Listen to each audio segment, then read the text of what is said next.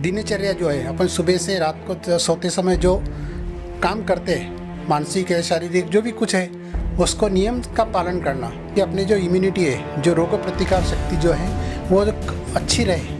अच्छी रहने से उसका संक्रमण नहीं होता है। सुबह जल्दी उठना, ब्राह्मी मुहूर्त उत्तिष्ठेत, ब्राह्मी मुहूर्त यानी सूर्योदय के पहले उठना। ये कोरोना का जो संक्रमण है, फर्स्ट अटैक जो है अपना नाक से नहीं तो मुँह से होता है। इम्यून सिस्टम स्ट्रॉन्ग है, उन पे एक कोरोना जैसी जो बीमारी है, जो इन्फेक्शन है, वायरस है, उसका इम्पैक्ट कम है।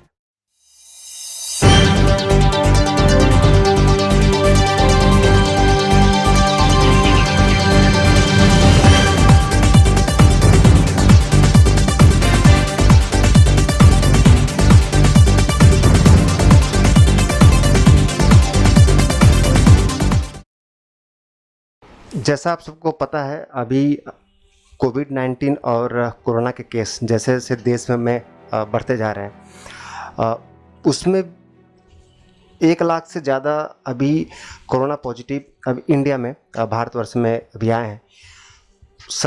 उसमें से सबसे ज़्यादा जो केस अभी महाराष्ट्र में आ रहा है, और महाराष्ट्र के अंदर मुंबई में केस अभी जो संख्या बताई जा रही है वो 30 से 35 हज़ार ज़्यादा हो चुकी है। ऐसे समय पे आयुष मंत्रालय ने एक गाइडलाइन भी जारी की है, जो आयुर्वेद का अब जो हम लोगों ने देखा कि इम्यून सिस्टम जिसका स्ट्रॉन्ग है, और ये पूरे वर्ल्ड में भी बताया जा रहा है कि जिनका इम्यून सिस्टम स्ट्रॉन्ग है उन पे एक कोरोना जैसी जो बीमारी है, जो इन्फेक्शन है, वायरस है, उसका इम्पैक्ट कम है।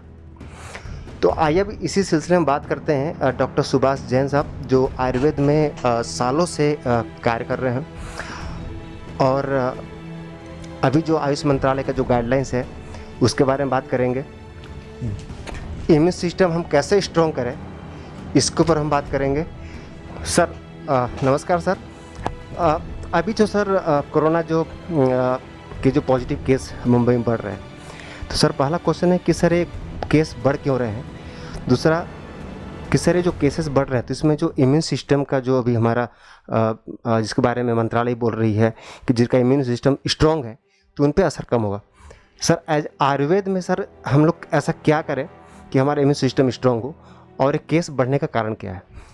तो फर्स्ट तो यही सही है कि जो केस जो बढ़ रहा है, तो ये जो ट्रांसमिशन जो है कोरोना का, जो वायरस जो है कोरोना, तो कोरोना का ट्रांसमिशन जो है ह्यूमन टू ह्यूमन ऐसा ट्रांसमिशन है। तो इसलिए जो आरोग्य डिपार्टमेंट है, हेल्थ डिपार्टमेंट है, वो कम करने के लिए, ट्रांसमिशन कम होने के लिए जो सेफ डिस्टेंस है, जो उन्होंने ये जो जारी किया है, वो तो पालन करना बहुत ही ज़रूरी है। तो ट्रांसमिशन ह्यूमन टू ह्यूमन है, इसलिए उसको ये लॉकडाउन जैसा ये किया कि बहुत लोग बाहर न जाए, मार्केट में जाए, जिधर ये जल्दी एक जगह न रुके, इसलिए वो लॉकडाउन जैसा बहुत बड़ा कदम उठाना पड़ा। इंडिया में भी किया, बहुत बाहर से लोग विश्व में भी किया ये लॉकडाउन का। और सेफ डिस्टेंस, मास्क पहनना, हाथ धोना, ये जो प्राइमरी है वो करने के लिए सबको ज़रूरी है। और ये जिसका इम्यूनिटी सिस्टम जो है आयुर्वेद का, इसमें सबसे बड़ा रोल ये जो है कि अपनी जो इम्यूनिटी है, जो रोग प्रतिकार शक्ति जो है वो अच्छी रहे। अच्छी रहने से उसका संक्रमण नहीं होता है। समझा, होएगा तो भी वो माइल्ड इसमें होएगा, और ऑटोमेटिक वो क्योर भी हो जाता है। तो इसमें कोरोना के, कोविड के इसमें माइल्ड, मॉडरेट और सीवियर, ऐसा 3 टाइप का क्लासिफिकेशन किया है। जो सीवियर है उसमें भी क्रिटिकल, मोस्ट क्रिटिकल ऐसा ही किया हुआ है। और मोस्टली पेशेंट जो है 80% पेशेंट को ये असिम्टोमेटिक है, उनको कभी नहीं दिखता है। तो ओनली 20% को लोगों को ही होता है। उसमें भी जिसको डायबिटीज़ है, ब्लड प्रेशर है, ऐसे ओल्ड एज है, वो लोगों को ज़्यादा उनका इम्यूनिटी कम रहता है। डायबिटीज़ रहेगा, शुगर रहेगा, ब्लड प्रेशर रहेगा, हार्ट का कुछ प्रॉब्लम रहेगा, एड्स रहेगा, टीबी रहेगा, कैंसर रहेगा, इन लोगों का इम्यूनिटी कम रहता है। इम्यूनिटी कम रहने से इनको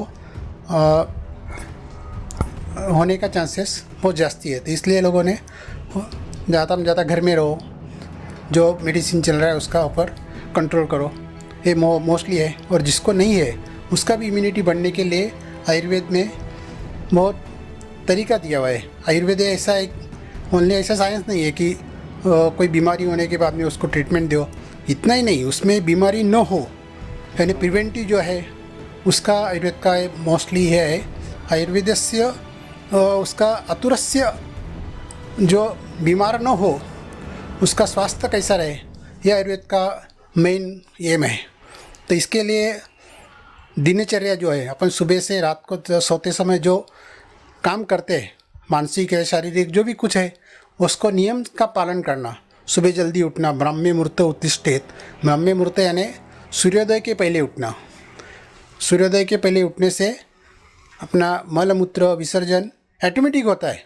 जो आयुर्वेद के दृष्टिकोण से जो सुबह का जो काल है, वात्यज काल है, सुबह आप नियमित कभी उठते रहेंगे तो आपको मल प्रवृत्ति भी साफ होएगा, कुछ तकलीफ नहीं रहेगा, मन भी फ्रेश रहेगा, शरीर भी फ्रेश रहेगा। इसलिए सुबह जल्दी उठना बहुत ज़रूरी है। तो और सुबह उठने के बाद में दंत मंजन करना, उसके लिए भी कुछ ऐसा दवा दिया हुआ है, बकुल है, कड़ी नींब है, बबूल है, पिंपल है, ऐसा द्रव्यों से मंजन करना, नहीं तो कड़ी से ये करना। तो ये जो सब है तुरंत कड़वट ये होता है, मुंह अपने सुबह रहेगा तो उसमें ये सब एंटीबायोटिक जैसा काम करते हैं सब द्रव्य जो है। तो मुंह से उससे मुंह साफ़ करने से अपना मुंह साफ़ हो जाता है, दांत साफ हो जाता है। और दूसरा एक ऐसा गंडूश, गंडूश और नस्य, तो ये तो डेली करने का ही है, पर आयुष डिपार्टमेंट ने ये इसमें बहुत अभी इम्पोर्टेंट दिया है। तो गंडूश यानी मीठा तेल रहेगा, खोपरा तेल रहेगा, सरसों का तेल रहेगा, 1 चम्मच लेने का और उसका अपन जैसा कुल्ली करते हैं मुंह में 2-3 मिनट घुमाने का उसको, फिर बाद में उसको थूक देने का, गर्म पानी से मुंह साफ करने का, और नाक में 2-2 ड्रॉप घी तेल ऐसा डालने का। ये कोरोना का जो संक्रमण है, फर्स्ट अटैक जो है अपना नाक से नहीं तो मुंह से होता है। नेसोफेरेंजियल जो है गला है, उधर जाके वो कोरोना का ये होता है। तो ये मुंह कभी साफ रहेगा तो अंदर वो जाएगा ही नहीं, जाएगा तो भी वो निकल जाएगा। ये बहुत प्रिवेंटिव, बहुत ट्रीटमेंट, अच्छा ट्रीटमेंट है ये। तो ये जो अभी जो बताया सर, थोड़ा सा उसको दिए उसको एलोब्रेट कर देंगे, उसको ज़रा समझाएंगे आसान भाषा में कि अभी आप जो बताया कि तेल और खोपरा, इसको आम लोग अपने घर पे कैसे करेंगे? हाँ, घर पे कर सकते हैं ना आप। जिस टाइम को मुँह साफ करेंगे, ब्रश करेंगे, उस टाइम कोई 1 चम्मच मीठा तेल, खोपरेल तेल जो आपको डेली आप यूज़ करते हैं उसको लेने का, मुंह में रखने का, और मुंह में एक्शन बताता मैं आपको जी। ऐसा मुंह में सब जगह घूमता रहना मांगता है, यानी सब घूमने से इधर सब वो ऑयली हो जाएगा। कौन सा भी अपन गाड़ी का सर्विसिंग विर्विसिंग करते हैं उसके पहले ऑयलिंग करते हैं। ऑयलिंग करने के बाद में जो अदर ऑयली रहेगा तो उसमें अंदर का जो म्यूकस है, अंदर की त्वचा जो है, तो इम्यूनिटी में म्यूकस स्किन मोस्ट बैरियर है। अपना कौन सा भी बाहर का फॉरेन पार्टिकल वगैरह अंदर न जाए, इसके लिए स्किन बहुत टफ दिया हुआ है गॉड में, इसमें गॉड में अपने को। और ये म्यूकस भी बहुत टफ रहता है, जो भी कुछ भी पार्टिकल अंदर जाएगा तो वो उधर ही रुकाने का ये करता है। और वो म्यूकस को और गले का साफ रहने से जो भी अंदर जाएगा तो तुरंत अपन थूक देंगे, नहीं तो अंदर से वो निकल जाएगा। इसके लिए ये गंडूश और नाक में दवा डालना बहुत ही इम्पोर्टेंट है। तो इसके लिए तो यदि कोई नाक में से डालेंगे, तो ऐसा कोई नहीं कि नाक में चल जाए, तो उसके लिए कोई प्रैक्टिस कर सकता है? नहीं, उसमें कुछ प्रैक्टिस नहीं है, ऐसा ही तुम बस डालो, दो ड्रॉप डालने का है, 2 ड्रॉप डालने का है, नाक भी साफ रहेगा, नाक भी खुला रहेगा और सांस लेने को तकलीफ नहीं होएगा। और सर्दी जुकाम जिसमें रहता है, ये तो नाक का ही बीमारी रहता है, कोरोना भी एक सर्दी जैसा ही बीमारी है, तो नाक कभी बंद रहेगा तो सांस लेने का तकलीफ होता है। और कोरोना जैसा कभी भी रहेगा तो उसका भी वो अंदर जो छोटा छोटा बाल रहता है, सिलिया बोलते हैं उसको, वो भी अटका उसको पकड़ लेगा, वो भी साफ रहेगा। नाक साफ करने का, गला साफ करने के लिए गंडूस और ये बहुत ही इम्पोर्टेंट है। और दूसरा एक बाष्प सेवन, गर्म पानी का भाप लेने का। गर्म पानी का भाप लेने से अंदर तक भाप जाता है। दवा ऐसा एकदम अंदर जाएगा, पेट में जाएगा, बाद में इफेक्ट करता है, पर भाप जो है वो एरियल है, वो तुरंत अंदर जाता है। और गर्म पानी में थोड़ा नीलगिरी है, ओवा है, बड़ी शेप है, ऐसा डाल के उसका भाप लेने का, वो अंदर तक, नाक से अंदर तक थोड़ा डीप ब्रीदिंग लेंगे तो लंग्स तक जाता है, लंग्स भी क्लियर हो जाता है, अंदर जो कफ भी रहेगा वो भी निकल जाता है।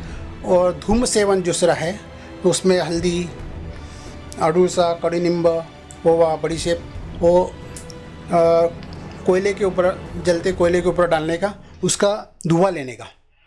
धुआं एकदम अंदर तक जाता है, पानी नहीं जाएगा, दूसरा दवा अंदर नहीं जाएगा, अपन लंग्स में अपने सांस के साथ जाने के बाद में वो तुरंत जो कफ भी रहेगा तुरंत निकल जाएगा। कफ निकलने के बाद में उसके साथ में वो जो कुछ भी वायरल्स रहेगा, बैक्टीरिया रहेगा, वो तुरंत निकल जाता है। ये ऐसा आयुष डिपार्टमेंट में दिया है ना, आयुर्वेद में पहले से हम लोग डेली इसमें करने को बोलते हैं कि दिनचर्या जो है, दिनचर्या में ये सब प्रोसेस करने का ही है। तो अभी सर जो लोग यहाँ पर मोस्टली आप देखे होंगे कि ये तो हमारे बहुत ही प्राचीन धर्म और प्राचीन ग्रंथों में ही था, लेकिन अभी भी लोग वो जो जीवन शैली है वो उसका पालन बहुत ही कम लोग कर रहे हैं। आपको लगता था कि अब वापस से हम उसी दुनिया में जा रहे हैं, या फिर हमारे अपने प्राचीन जो ग्रंथ है या जो हमारे जो विद्यार्थी है अब उसमें वापस जाना पड़ेगा? हाँ, उसमें तो जाना ही पड़ेगा। अभी लाइफस्टाइल आप जो चेंज हो गया है कि रात को 2-3 बजे तक सोने का, बाद में रात को दिन को 10-11 बजे तक उठना, सोने का, ये तो सिस्टम चेंज ही करना पड़ेगा। अभी लॉकडाउन पीरियड दिया तो ये कभी फॉलो करेंगे, सुबह जल्दी उठने का, ये करने का अच्छा मौका दिया है कि अपने जो लाइफस्टाइल चेंज करने का, वो आप कर सकते हैं। अपन 11-12 बजे उठेगा, ये उठेगा, उसमें तो आलस से भी आएगा, कब भी बढ़ेगा, भूख भी नहीं लगेगा, सब ये भी होएगा। रात जो दिया हुआ है वो मानसिक और शारीरिक विश्रांति के लिए दिया हुआ है। रात में जल्दी सोना, सुबह जल्दी उठना, ये बहुत ही इंपॉर्टेंट है। ब्राह्मण वृत्ति उद्दिष्ट और जल्दी सोओ न। रात इसके लिए थोड़ा शांत भी रहता है, थोड़ा कलोल बिलोल भी रहेगा तो नींद भी अच्छा आएगा। पर दिन में क्या, थोड़े 6 बजे के बाद में अब कितना भी 12-1 बजे तो भी सोते रहेंगे तो एक्चुअली नींद नहीं रहता है। ऐसा आदमी आलस से पड़ा रहता है। जो रात का नींद बहुत ही इंपॉर्टेंट है इसमें। तो जो लोग लेट उठते हैं या फिर इसके भोजन का तरीका भी कुछ है? भोजन का भी आयुर्वेद में ऐसा, भोजन के लिए जिस टाइम को भूख लगता है उस टाइम को भोजन करना चाहिए। तो भोजन का भी जिस टाइम को आपको भूख लगता है, तो जो अपना सूर्य है, वैसे अपने शरीर में जो अग्नि है, बाहर की जो प्रखर उष्णता जो है वो सूर्य से अपने को मिलती है। वैसे हमारे शरीर में जो चेतना है, उष्णता जो है, हम उसको पित्त बोलते हैं, अग्नि, पाचक अग्नि बोलते हैं। वो पाचक अग्नि भी सूर्य जैसा गर्म होता जाएगा। यानी 11-12 बजे, 11 से 1 बजे तक जो टाइम रहता है तो बाहर का टेम्परेचर भी अच्छा रहता है। तो वैसे ही अपने भूख लगने का टाइम भी वो 11 से 1 जो है वो भूख लगने का टाइम है। उस टाइम को आप कभी खाएंगे तो उसका आपका डाइजेशन भी अच्छा हो जाएगा। और शाम का जो खाना जो है सूर्योदय के पहले ही खाना मांगता है, यानी 6-7 बजे ही खाना मांगता है। रात को 11 बजे 12 बजे वो खाना अच्छा ही नहीं है, वो तो हेल्थ के लिए अच्छा ही नहीं। फिर किसी को एसिडिटी होएगा, गैसेस होएगा, पेट साफ नहीं रहेगा, नींद बराबर नहीं आएगा। इसके लिए सूर्योदय के पहले ही खाना चाहिए। और दोपहर में 11 बजे 1 बजे जिस टाइम को आपको अच्छा भूख लगता है उस टाइम को खाना चाहिए। वो भी मात्रा में खाना चाहिए, बहुत ज़्यादा मात्रा भी नहीं खाना चाहिए कि ऐसा कि आपको 4 चपाती, सब ने 4 चपाती खाओ, 4 चपाती खाओ, ऐसा नहीं। किसी को 2 चपाती खाने से ही पेट भर जाता है, किसी को 4 चपाती भी लगना है। जैसा आपका काम रहेगा, वह एज रहेगा, वो हिसाब से आपको भूख लगता है। यानी वो कैलोरी में अपन ये नहीं करते, काउंट्स करते। मॉडर्न साइंस में डाइट के इसमें इतना कैलोरी खाओ, इतना खाओ, वो ऐसा नहीं है। अपनी जो पचन शक्ति जो है, जठराग्नि है, जठराग्नि की शक्ति, पचन करने का शक्ति है, हर एक का अलग अलग है। आप 4 चपाती कर सकते हैं, 2 करेंगे, वो 1 ही करेगा, वो 10 भी करेगा। वो पचन शक्ति के ऊपर अपना आहार का मात्रा है, जो प्रमाण जो खाने का है उसके ऊपर है। पचन शक्ति अच्छा नहीं रहेगा तो इम्यूनिटी नहीं बढ़ेगा। इसलिए जो फार्मूला दिया है, पचन शक्ति अग्नि बढ़ने के लिए है। और आज जो सर पता है आप इस पर भी उसको फॉलो करेंगे तो आपका इम्यून सिस्टम स्ट्रॉन्ग होगा। हेल्प लगेगा ये मेडिकल का, वो जन कल्याण समिति करती रहती है। तो जिसको डायबिटीज़ है तो वो लोग नींबू का 2-3 ड्रॉप डाल के पी सकते हैं। और आप नेचुरल नींद नहीं आ सकती। रात में जो अंधेरा रहता है, जो थोड़ा टेम्परेचर कम रहता है, और सन्नाटा जो शांतता रहती है, वो दिन में नहीं मिल सकती।